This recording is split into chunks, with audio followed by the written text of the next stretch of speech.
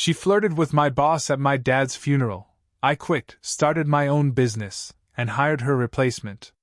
My name is Keisha, and I'm 29. Man, I'm sitting here looking at my phone screen in my crumpled pajamas, heart on 12, just thinking. She flirted with my boss at my dad's funeral. I quit, started my own business, and hired her replacement. I swear it sounds crazy even saying it out loud. I'm still trying to figure out if it's real or if I'm just tripping. Y'all ever have that moment where you see something so fucked up that you can't breathe? That was me, 24 hours ago, standing in a churchyard trying not to lose my cool. I'm still replaying all them bits in my head, me in a cheap black dress, my eyes red, my chest feeling like it got kicked by a mule, and there she was, smiling at my boss like he was some new bae. I remember thinking, girl, how you finna do me like that? Like deadass, I never saw it comin'. Now I'm here trying to tell you everything while my mama's asleep upstairs, walls thin as hell, and I still got tears stinging my eyes. I live in a 2-bedroom starter apartment on 5th and Elm with my cousin Shauna. She worked nights at the local clinic, and I work days at Miller Accounting. We got an old couch that's stained from who knows what, a table with mismatched chairs, and bills stacking on the counter. We both hustling just to keep lights on, car notes paid, and make sure we got food in the fridge. My car is a beat-up Civic I gotta share with Shauna sometimes, 'cause she dropped me at work in the morning if she got off early. My rent be $3,500, plus gas, plus insurance. No cap, life is tight. My dad passed 2 weeks ago. He was always the rock of the family, big man, loud laugh, racking leaves on his front porch, hollering at us to come in for dinner. He had diabetes, and last month he slipped into the hospital. I was trying to juggle work, bills, and visits. Every night when I closed my eyes, I'd see him in that hospital bed, breathing slow. I didn't cry until the day they told me he was gone. I remember my mama calling, voice crackling. Keisha, he's gone. I dropped to the floor in my bathroom, sink running. That was the start of hell. 2 days after he died, we set the funeral for a Saturday. Daddy was big in the community. Folks from church, neighbors from the projects, old friends who used to run block games with him. We had the service at Ebenezer Baptist Church. I got up early Saturday morning, put on that cheap black dress I found at the corner store, pinned my hair back, tried to get my face right. My eyes were puffy, mascara smeared. I looked in the mirror, thought, girl, pull it together. I kissed my mama on the cheek, crawled in the back seat of Mama's Corolla. Cousin Shauna was driving us, her eyes red too. We pulled up to the church, felt that cold morning breeze, smelled the damp grass. All around, people were eyeballing us, whispering. I swallowed hard, gripped my purse like it's some lifeline. I walked inside, saw the whole block was there. My grandma near the front, and Kira near her, cousins from the block in the back pew, holding tissues. My boss, Mr. Sanders, was there too. He worked at Miller Accounting with me. I'd been doing his numbers for 2 years, handle payroll, that kind of thing. I met him when I was 26, fresh out of community college with an accounting certificate in my hands and nothing else. Miller's a small firm. 4 cubicles, 2 accountants, 1 office manager who run everything, and him. He paid me $20 an hour. It wasn't much, but it was steady. He was nice, serious about work, always handing me extra hours, told me I got potential if I keep grinding. I liked him as a boss, but nothing else. Ain't no way I saw what was coming. Service start, Pastor Jones up front preachin' about heaven, about Daddy be up there smilin', Logan with the angels. I was trying to listen, but I kept feeling breathless. I kept peeking at Mr. Sanders. He was wearing a gray suit, tie looser than it should be, eyes all watery like he really cared about my dad. We exchanged a nod Friday night at the viewing, but now he looked almost too sad, like he was trying to show he belonged. After Pastor finished praying, we all lined up to say goodbye. Flowers, candles, that kind of thing. Mama walked up to the casket, knelt, kissed it, said, "Love you, Daddy." I followed, dropped a red rose on his chest, whispered, "Rest, Papa." Then I turned to step back, and I saw her. I recognized her from office. Her name's Alicia. She work at Miller too, but different department. She just got hired last year. She do bookkeeping for some small clients, never talk to her much. Heard some girls saying she always flirtin' with bosses, slippin' numbers into her DMs, dressin' real tight, showing off her curves. People used to silence that stuff, 'cause whatever, she gotta pay rent too. She's like 26, hair always on point, nails done, lip gloss sticky. She lived in that starter home on Ridgewood, tryin' to climb up. I seen her at work, always Logan loud in the break room, wearin' dresses that hugged her hips, shoes always pointy, like she tryin' to make somebody notice. I never cared enough to ask her name until I seen her behind the copier 2 weeks ago. She gave me that "Hey girl" nod. I just nodded back. Now here she is, kneelin' by Daddy's casket, when I'm in my grief. She got her phone out, talkin' low with Mr. Sanders. They was whisperin' and gigglin'. Right there in front of me. I felt something cold wind blow through my chest. I watched her push her leg out, angle her body into the way that showed more of her curves. I watched him lean in, hold her hand real gentle, brush something off her arm like they was best friends. I felt my breath catch. I thought, "Girl, why you talking to him like that at my papa's funeral?" I took a step closer, thought maybe they didn't realize I was standing there. I blinked, and I saw them lean in again. She put her lips so close to his neck, like she trying to make him forget where he was. My heart went rogue. My head snapped around. I was trying to find my mama, but they was right in front of me, and I couldn't look away. That moment, I felt everything slow-mo. The preacher's words turned into white noise. I seen the tear trail on Alicia's cheek that she wiped away with her sleeve. I seen that look in her eyes, hungry, playful, like she hitting on him like she'd been waiting for a chance. I saw him lean down and whisper something in her ear. She giggled. I wanted to scream, but ain't no one would look twice at me. I felt the burial prayer rattling off on my left, but I couldn't move. I felt the cold concrete under my heels, my mind shooting images of them in some motel room. I felt sick, like I swallowed a handful of pennies. I took a shaky breath, and I walked away. I ended up outside by the lamppost in the parking lot.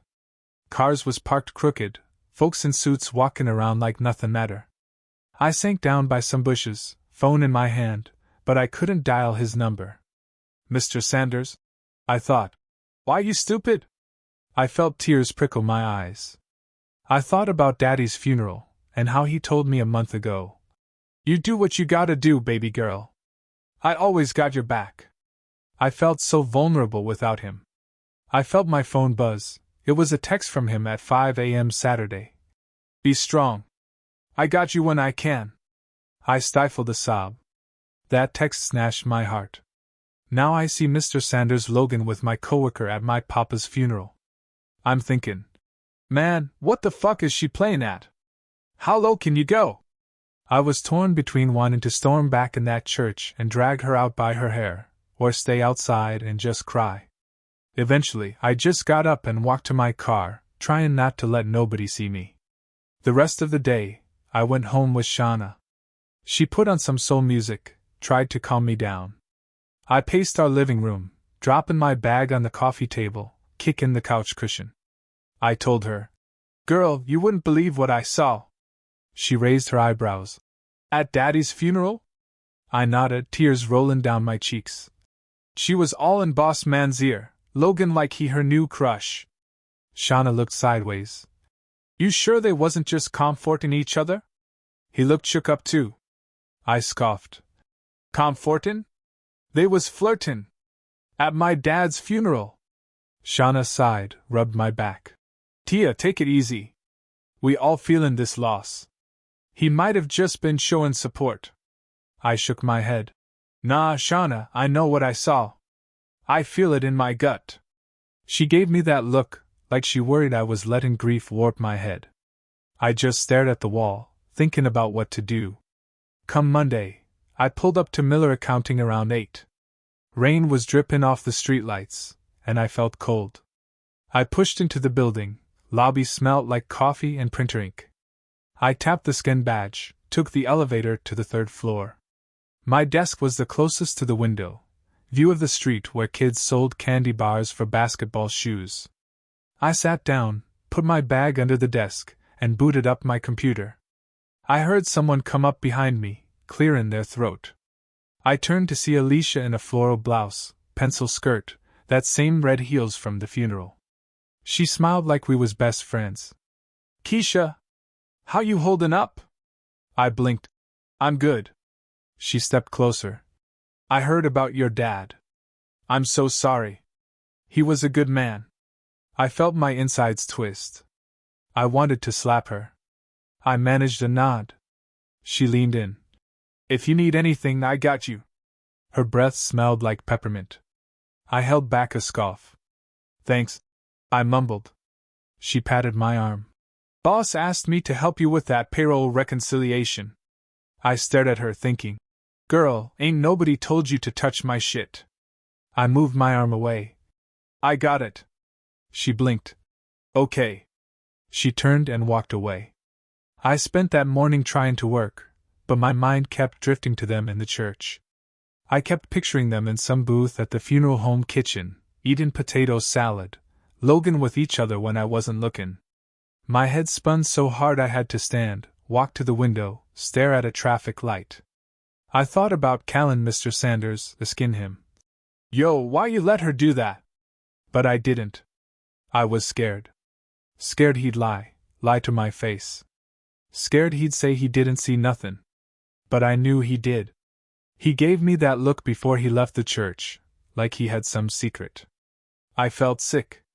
I clocked out early, walked to the corner store, grabbed a candy bar and a soda, sat on the curb. I called my friend Marquise, who'd been knowing me since middle school. I said, "Mark, I ain't never felt this fucked up." He said, "Girl, you gotta talk to him." I sighed. "He'll just lie." He said, "You got proof it was more than just condolences." I shook my head. "I'm trying to focus on work." "This is too much," he said. But don't let him play you." I hung up. I finished my soda in one gulp, threw the bottle in the trash. I walked home thinking, I got 5 days until payday, bills due Wednesday. I can't quit. I can't. I kept replaying the scene in my head like a bad movie. Tuesday, I got to work early. I printed out the client's statements I needed to reconcile. I tried to focus, but my eyes drifted to Alicia's cubicle. She peeked at me, winked like she'd do that shit on purpose. I clenched my jaw, thought, "Girl, don't try me." She logged off her computer at 12, went to lunch. I used that time to scroll her IG, find her boyfriend's status. She posted pictures with a guy named Devonte, kneeling at some basketball court, both Logan like they in love. I tapped the comments. Folks was wishing her happy couple. I scoffed. Look at this fake-ass front and dot. I screenshotted a few pics, a proof she had a man. I saved them in a folder. I thought, if I need to call her out, I got receipts. I sat back, scrolled emails, tried to stay busy. But that day crawled slower than molasses. I left early again, head pounding. By Thursday, I was losing it. I sat at my desk for 2 hours, trying to reconcile 3 spreadsheets, and I kept messing up. My boss called me into his office. I knocked, walked in. He was behind his desk, looking at a stack of papers, brows furrowed. He said, "Keisha, you okay? You've been locked in your office all morning." I forced a smile. "I'm good, just trying to catch up." He leaned back. "Your dad's funeral hit you hard. It's normal. Take your time." I nodded, but I felt that pinch in my chest. I couldn't tell him I kept seeing him Logan with Alicia. I couldn't tell him I stayed up all night crying 'cause I saw her lean in on him at the service. He smiled. "You do that. We'll get it done." I walked out, tried not to lose my composure. That night, I went home, paced the living room like a madwoman. I told Shauna, "I can't do this no more." She raised her eyebrows. "Sizwy girl, calm down. You got a mortgage, bills." I shook my head. "I'm done. I can't see him with her." She tried to reason. "Look, I get you hurt. But you loved your job. I let out a bitter laugh. Loved? He ain't never seen me as a person, just hours logged. Shauna frowned. You think he doing that shit on purpose? I shrugged. I don't know. But I know I can't be there no more. Shauna looked at me. You gonna quit? I felt sick saying it. Yeah. I'm finna hand in my notice. She blinked. That's big. I nodded. I gotta do it. Friday morning, I walked to work. My dress shirt ironed, hair pulled in a bun. I walked in, tapped my badge, sat at my desk. I typed an email to Mr. Sanders. I resign effective immediately. Thank you for the opportunity. My heart was slamming. I hit send, then printed a formal letter to drop off at his office. I folded it, slipped it in an envelope. I walked to his office, knocked. He said, Keisha, come in. I walked, placed the envelope on his desk. He frowned. What's this? I looked him dead in the eye. Read it. He opened it, read my letter. I felt my eyes fill with tears. He looked up. Keisha, why? I shook my head. No need for an explanation. He sighed. Is this about Alicia? I stared at the wall. It's not your business. I turned and walked out. I heard him call my name, but I kept going. I didn't stick around. I walked right out, head high, tears trickling down. I caught a ride with Shauna. I said, I'm done with that bullshit. She put her arm around me. Goodbye, Miller Accounting. I felt a mix of relief and panic, no steady check no more. But I felt free. I spent that weekend crying, looking at Daddy's pictures, praying for guidance. Monday morning I woke up, sat at the table with a pen and notebook. I wrote, Keisha's tax and bookkeeping. I wrote down services. Individual taxes, small business bookkeeping, payroll, financial advice to the block. I thought, I'd done this before for folks at the corner store. I know I can do better. I called my friend Marquise. Mark, I'm finna start my own business. He laughed. You serious? I said. Yeah. I can't stay at Miller. I got clients in the hood who trust me. I can get this off the ground. He said. Okay, let's do it. He came by that afternoon, we talked through details, registering a DBA, getting a P.O. box, printing flyers. I felt a spark, like maybe I could turn this mess into something. Over the next week, I hustled. I went to the county building, filed for my business license. I printed flyers at the corner print shop, used neon ink so they'd pop on the doors. I went to the gas station, asked the clerk to keep a stack at the checkout. I hit up my auntie's salon. Keisha's tax and bookkeeping, 5% off your first service. Auntie Jean said, Girl, I got you. She taped a flyer on the mirror. I felt energized. Every night, I studied tax codes and bookkeeping rules, making sure I knew my shit. I texted everyone I knew. If y'all need help with taxes or books, holler at me. I offered to do Auntie Mariah's grocery stand books for free to show I can handle a business. By week 3, I had 4 clients, Auntie Mariah's stand, the corner store on 5th, a couple small landscapers from across the street.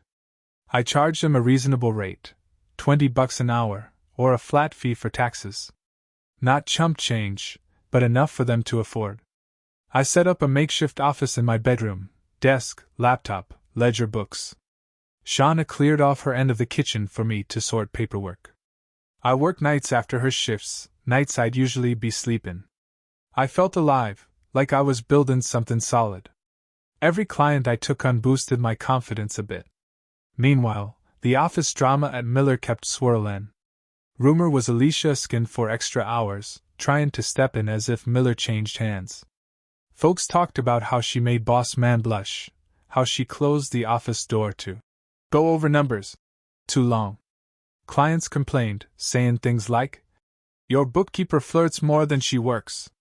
Mr. Sanders looked frazzled. His eyes had them red rings from staying late. I heard he offered Alicia a raise to keep her loyal, but she kept screaming about not getting tips. They say she be snapping at clients when they ask basic questions. I heard one lady say, She got no patience for poor people. I felt a twinge of satisfaction. Maybe he learned what happens when you treat folks wrong. By month 2, I had 10 regular clients, and sewn up enough work to pay my bills. I got an actual office, small room in a shared workspace on Maple Avenue. Rent was $1,000 a month. I scraped together that money by saving every penny from my first jobs. Cousin Shauna was nice enough to let me use my security deposit a little early, and Auntie Mariah even loaned me $500 with no interest.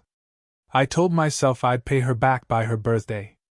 I set up a desk, hung a sign on the door, Keisha's Tax and Bookkeeping, LLC. I felt proud, chest tight in a good way.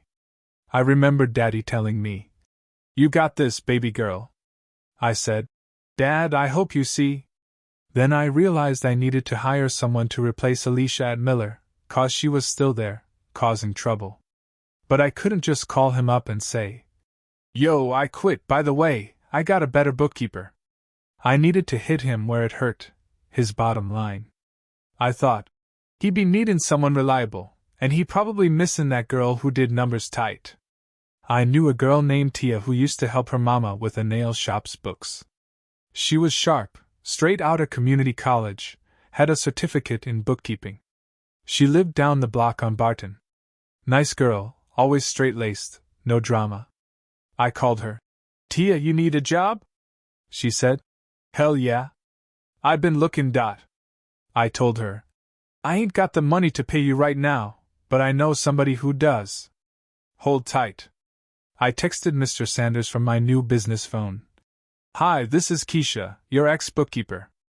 A colleague of mine is looking for bookkeeping work. She's sharp. If you need someone, let me know." I tried not to let him hear the excitement in my voice. Next day, Mr. Sanders called. "Keisha, thanks for the referral. Send her resume." I emailed Tia's resume, spotlighting her experience balancing books at the salon. Within a week, Tia had an interview, got the job. I heard Mr. Sanders mumble, "This girl seems too quiet." But he hired her. I grinned at my desk, thought, "Girl, you just replaced the bitch that flirted with me at my dad's funeral." Satisfaction dripped through me like cold honey. I still didn't regret quitting, but I did feel some weird twinge thinking how my old boss had to swallow my replacement. Meanwhile, Alicia started hitting up my old clients, trying to lure them back to Miller. She hit em with line like, "I know Mr. Sanders needs good numbers, let me take you." But they told her they was too busy to switch. "Keisha doing great." She called me once, on my new business line. I let it go to voicemail. She left a message. "Keisha, it's Alicia. I know you see me trying to get your clients back. You ain't got no right to steal 'em. I'm coming for you." I pressed delete and poured my coffee. I said to myself, "Girl, you shouldn't have done that shit at my dad's funeral." But I didn't feel sorry. I felt like a winner. Some days, I still wake up feeling empty. I miss the safety net of a steady paycheck. I miss the joke sessions with my coworkers, the gossip in the office kitchen. But then I look at my office on Maple, count my checks, see my clients' grateful faces when I hand them their refunds, and I know I made the right move. I even hired a part-time assistant last month, a kid named Marcus who just graduated high school, teaching him the ropes. I pay him $15 an hour. It's fun seeing him come through, eager to learn. It reminds me I got room to grow. I still see Mr. Sanders around, sometimes at the gas station, sometimes when I pick up flyers at the corner shop. He avoids me now. One time he rolled down his window and said, "Keisha, I'm sorry about how things turned out." I shook my head. "A little late for that." He hung his head. "I know." I drove off. My chest felt tight again, just like when I saw Alicia at the funeral. But I didn't cry. I just felt that old sting, reminding me how one moment can change everything. Mama is proud.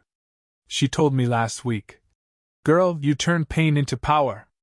Your daddy would be so proud." I smiled. "Thanks, Mama." But every morning when I wake up and see the empty seat at the breakfast table, I think, "Daddy, I wish you was here to see." I still miss him. Sometimes late at night, I scroll social media and see old coworkers posting their lives at Miller, holiday parties, team lunches, boss giving someone a raise.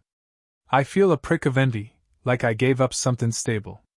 But then I think of the day I walked out on him, of how I felt his presence fade when I handed in that letter. I feel grateful I got my own spot, my own name on the door. I feel I got my own future now. I still remember that moment in the churchyard, seeing them. Every now and then I get a flashback, the echo of breast cancer survivors' hug gathering, the smell of roses and cheap perfume, him leaning in to whisper something to her, her lips parted. I hear his laughter, her giggle. My chest tightens, and I remember how that one split second turned everything upside down. I keep thinking, if I'd just walked in that service a minute earlier, maybe I'd have caught her before she leaned in. Maybe it never happens. But I don't dwell. Instead, I say, fuck luck. I got drive. So yeah, that's the story. She flirted with my boss at my dad's funeral. I quit, started my own business, and hired her replacement. I don't necessarily regret quitting. I only regret how ugly it got, how much it hurt people I once cared about. I regret that no matter how much I grind now, I got that seed of bitterness always lurking inside me. I regret that grief stitched itself into the version of me I am today. But I ain't sorry for taking control. I just wish it didn't cost me so much peace. Wherever he is, I hope Daddy sees me now, running my business, building something real, helping folks in my hood keep their dollars straight. I hope he forgives me for letting anger steer me. That's my confession at 2 a.m., unfiltered, raw, fucked up but real. I know this shit makes me look cold. I know you hate me for it. But I don't twist myself up with apologies no more. I just lay out the truth, let y'all judge. That's all I got.